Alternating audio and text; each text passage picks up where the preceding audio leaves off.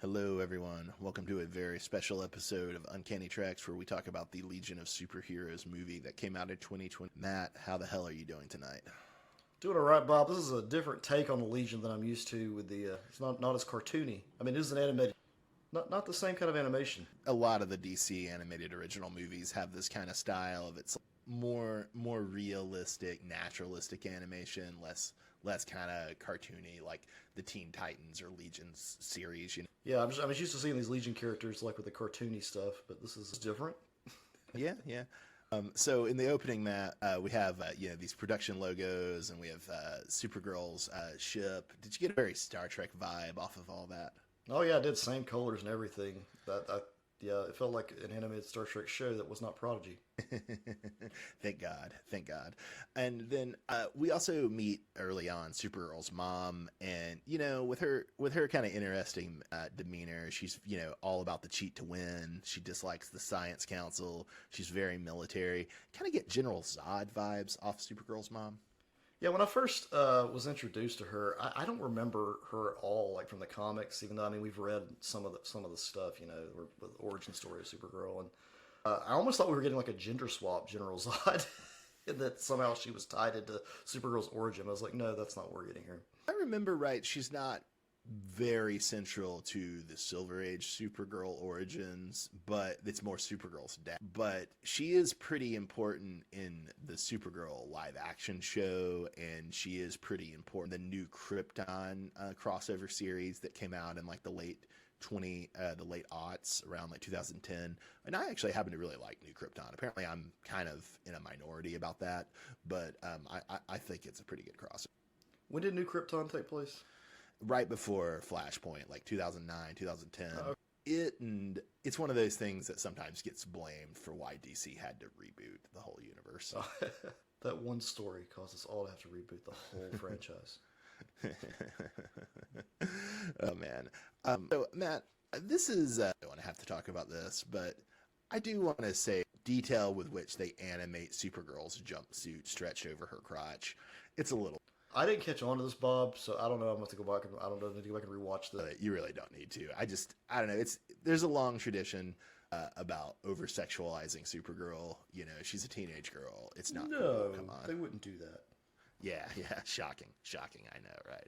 So, did you like this version of Solomon Grundy? He has a noose around his neck, a blaster rifle, and an ability to slightly change his rhymes. Yeah, I thought, well, that's different. That there's something off with Solomon Grundy here, but in all honesty, is the only reason Solomon Grundy is still around is because of Long Halloween. I think so. I mean, he was a. It seems strange to say this now, but the question is that he was a pretty regular Superman villain in the 70s. Okay. Yeah. I remember him being on Super Friends, but yeah, I just don't understand his staying power. I mean, he's strong enough that you can use him against Superman, but he's creepy enough that you can use him against Batman, and he's got a cool gimmick, and he's a zombie. I mean, there's a lot to recommend him. Yeah, I guess there are things that you can do with him, but he's in everything now. I feel like I've beat Solomon Grundy like 10 times in video games. And, I'm just serious. Like of all the characters you thought like would just be like, oh, that's garbage. He's everywhere. So I do just want to say that I enjoy, agree with, and celebrate Supergirl thinking that Earth is a backwards hellhole. Well, I mean, she's not wrong. Is she? No, she's not. She's not wrong. You prove her wrong. That's what I say. Prove her wrong. And then, do you have any thoughts on the trope of Batman distrusting Supergirl? As far as I know, that originates with Jeff Loeb, like reintroducing Silver Age Supergirl in the mid-aughts in that Superman Batman series we used to read. Yeah, my mind went straight to that comic once Batman started his shit. I was like, I remember collecting those Superman Batman issues and thinking, oh, this is a really cool story. Batman doesn't trust the Supergirl. He knows something's up. And at one point, I think she goes and she ends up being like one of Darkseid's minions or something, or Darkseid takes her as a wife or some weird shit. It's the female Furies take her. I'm pretty sure. Yeah, it was an interesting series. The art style, I think, is what caught on for most people, though. Yeah, I was much of a fan then, but it certainly was. It certainly was a big splash. And we do have the reveal, right, that like Inner Gang is trafficking. I think it's it's the Dark Circle. Sorry, we have the reveal that the Dark Circle is trafficking future technology to the present, right? And so Solomon Grundy's blaster rifle comes from that, which honestly, at the start, even though it's unlikely that Grundy would have a blaster rifle, I just thought it was like, well, you got to level him up technologically to have him fight Superman instead of Batman. Yeah, he's got to have a nice laser gun. And then we get, Superman sends Supergirl to the future. We have a bunch of holograms. Let's talk about the match just a second, Bob. Yeah. Here's Superman's solution to his problem. Well, Supergirl landed on the planet. Batman's scared that she's going to screw stuff up and tear up things, so let's send her to the future. I'll fix things. He just leaves her there. I think it's a better plan than you're giving it credit for. It's like he just leaves her there. Like, here, cause all the chaos you want here, because, he leaves her with a team in a school in a future that's a lot more like future Earth that's a lot more like Krypton than present Earth. I think it's a better plan than you're giving it credit for. One thing I don't like about this though is that it makes it clear that Superman contacted the Legion in his early days on the Justice League, which seems wrong to me. Like I like Superman contacting the Legion when he's Superboy. And if he does that, it makes a little bit more sense. He's like, oh, they help mentor me. They can help mentor you, sort of thing. I don't think they can use Superboy like that anymore. They can. Oh, they can? Settled the lawsuits. The lawsuits are like 10 years old at this point. Well, you're right then. I don't know why they don't go that route then. Yeah, I think they just want to be different, but I don't know. To me, you lose something if it's like Superman contacts the Legion as an adult. It's like maybe at this point too, they don't want us confusing the Superboys though, like his That's son true. and Superboy. That's true. And yeah, because they both have Connor and John Kent around. Although they pointedly don't call John Kent Superboy. Although honestly, I'm still going to call John Kent Superboy. Sorry. Yeah. So. There's the thing, like that's probably why they didn't go that direction. Yeah, so just abandoning Supergirl to the future. Come on now, but he's not abandoning her to the future. He's enrolling her in a school with a bunch of friends for gifted youngsters. Yeah, exactly. So led in the by future, a balding person that does not have a cool flying chair in this. There's no creepy, not a bald head at this school, Matt. It's not the X-Men. Yes, we have holograms of Pharaoh Lad and Sensor Girl. You know who they are, Matt? Pharaoh Lad is. Now, Sensor Girl, I'm not familiar with.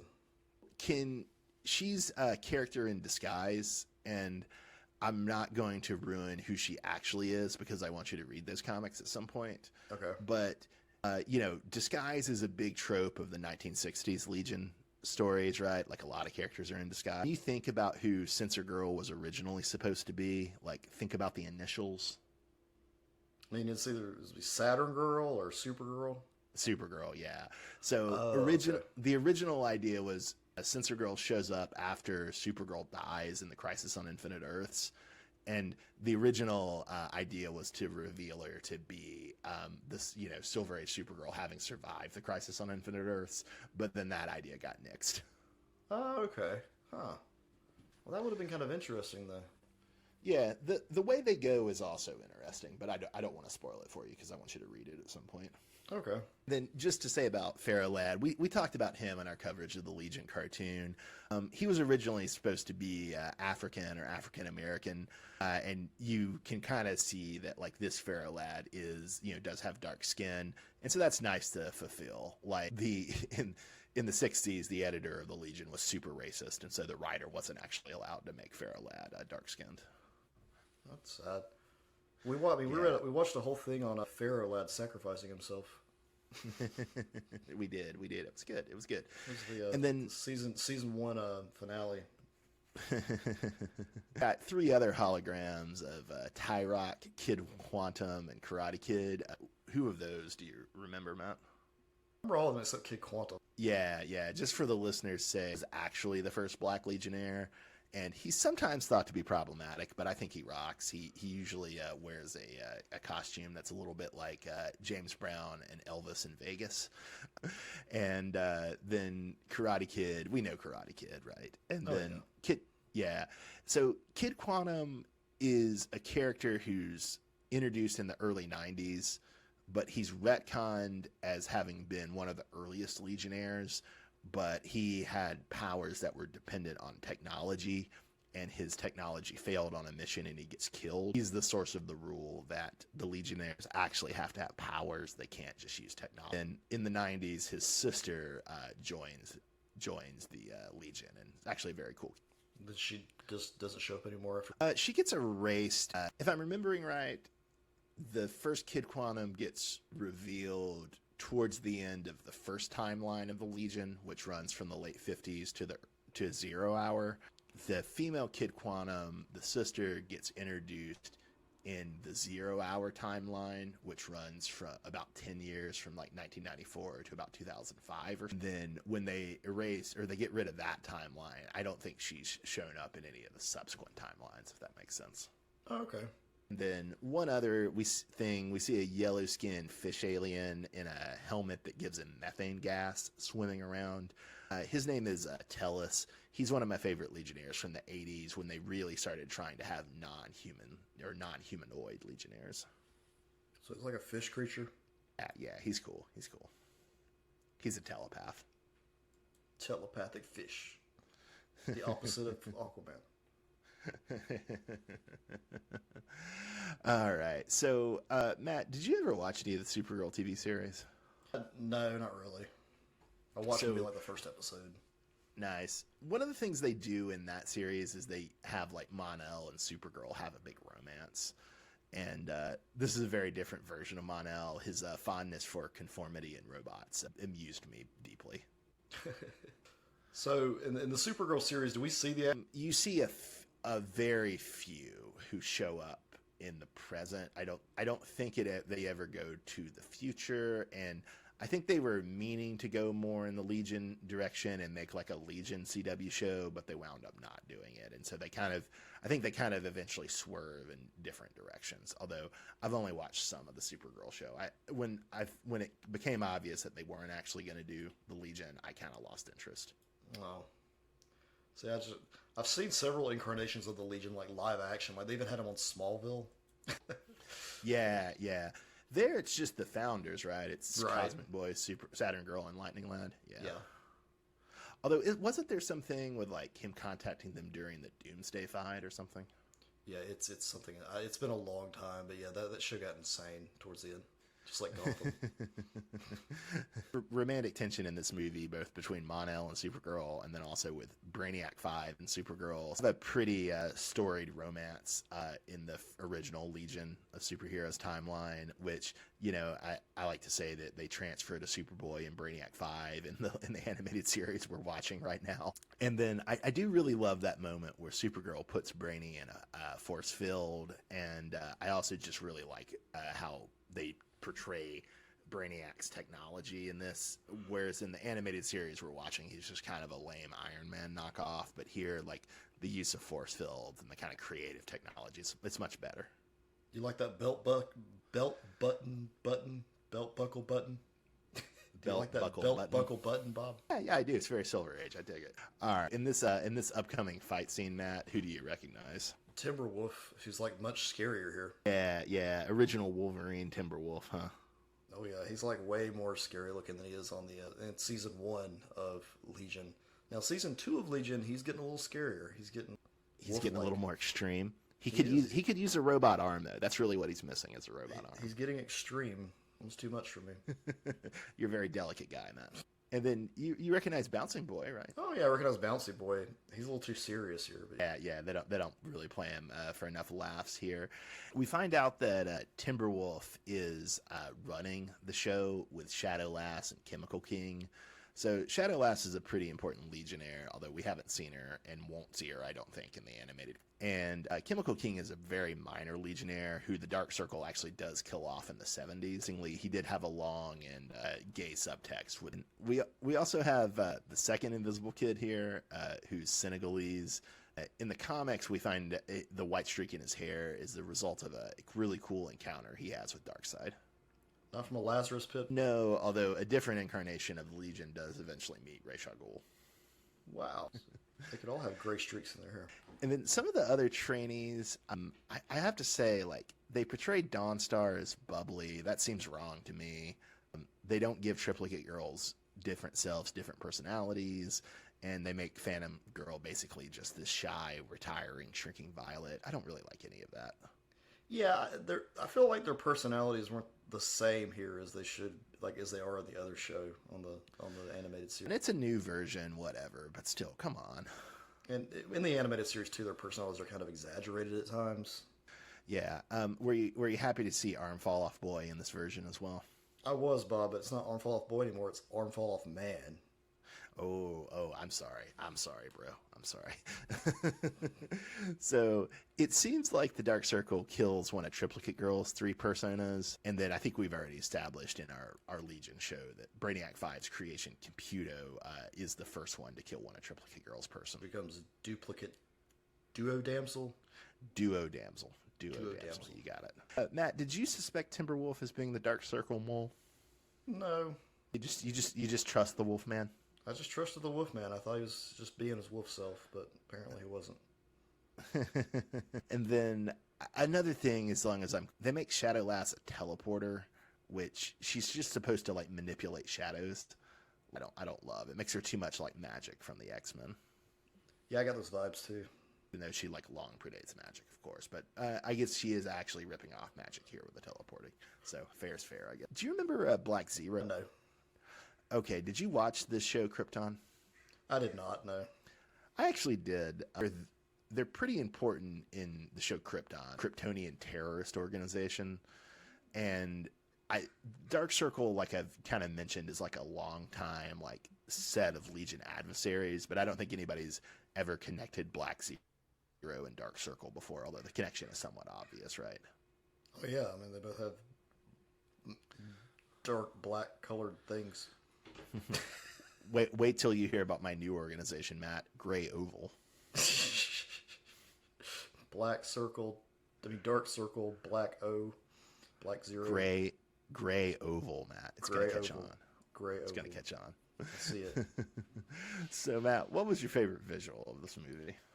I think when all the Brainiacs are fighting each other within the same body. They're trying to take over like the one body, and you have 4 different Brainiacs trying to get control. I like that. I'd say for me, like when they have the green lines around Supergirl's Shiv wound from the Kryptonite Shiv, I like you. I did really like the screaming clone faces in Brainiac 1's body. I mean, but I thought both were pretty grotesque for a cartoon, which I appreciated. Oh yeah, they are. It's a cool way they did it and style they did. Reminds me of Resident Evil. Who is your favorite major character off of this movie? I'm gonna go with Supergirl, Bob. You just sympathize so much with her being abandoned by Superman. Yeah, I just felt bad for her, and I feel like they could do a decent Supergirl Woman of Tomorrow film with this Supergirl. That would be fun. Maybe they ought to get a better title for it. But yeah, honestly, I guess I'll go Brainiac 5, just because I think this is maybe the first Legion story to really exploit the Legion being suspicious of Brainiac 5. Like early, like when he joins the team at least. Yeah, I've always kind of wondered that. Like they don't seem as suspicious in like animated series when I wouldn't trust anyone named Brainiac. It's a lost opportunity, but I mean, he's introduced in the Silver Age, and I think the idea, right, is like this is the utopian future, so of course Superman's enemy's descendant is a good guy, right? Like that's kind of the fact that he's the good guy is like a bit. But I agree with you. It's like a lost storytelling. Now, Bob, my favorite minor character goes to Arms Fall Off Man. We got to call him by his name, Arms Fall Off Man. I think it's just Arm Fall Off Man, though. Oh, Arm Fall Off Man, whatever. The reason I like this design of the character, though, Bob, is because he doesn't have buttholes on his nubs. I mean, his arms go back in. That is an important consideration. I agree. Yeah, I appreciate them not doing that like they do in the comics and on the little buttholes. All right. I'm going to go Chemical King. Him being a senior member is kind of cool. I was not expected. All right, Bob, my least favorite character is going to have to be Triplicate Girl. Her characterization here is so boring. Yeah, they did a terrible job with Triplicate Girl. More interesting than everything else. Yeah, definitely. I'm going to complain about Mon-El. Him being a traitor sucks. Yeah, I agree with that. So a lot of my favorite sci-fi franchises are obsessed with Academy stories, like Trek and Star Wars all do this. But Legion got there first in the late '60s. But I gotta say, I hate the trope. I don't want to watch a Starfleet Academy show. I don't really care about a Legion Academy. Like, do you like this trope? Do you have any idea of like why they keep going back to this trope? You don't like to watch people in school? No, I don't. I was in school. It's not interesting to you to watch people in school doing schoolwork? No. I remember school. I'm good. I'm good. It's the same reason, Bob, they never made my Gotham City High show. You know, that actually sounds more fun than these Academy shows. Gotham City High School. This is my friend Edward Nigma. He's really good at puzzles. Okay, well, yeah, anything you say in that tone of voice is going to sound stupid, Matt. Yeah, fair. This is Selena All right. Kyle. She stole your heart, and she'll steal your lunch. Well, yeah, I mean, you would need a better writer for Gotham High. You're an idea. You're an idea man. You're not a writer. Man, Bob, Bane's always hanging out in the gym. No, Matt, he's not hanging out at the gym. He's juicing. How does he get these kind of results, Bob? And it must be juice, Matt. Here comes that class clown Jack Napier. No, Matt, his name is Joe. It has a hyphen. It has a His hyphen. name is Joe. Yeah. He's Joe dash Kerr. His last name is Kerr. Yeah. You know people named Kerr. It's a name. His name is Joe Kerr. Two R's, dog. Jesus No Christ. one will ever suspect. It's no E at the end of Joe. He's Android. Any regrets about this movie, Matt? Yeah, I regret it took me so long to watch the damn thing. Jeez.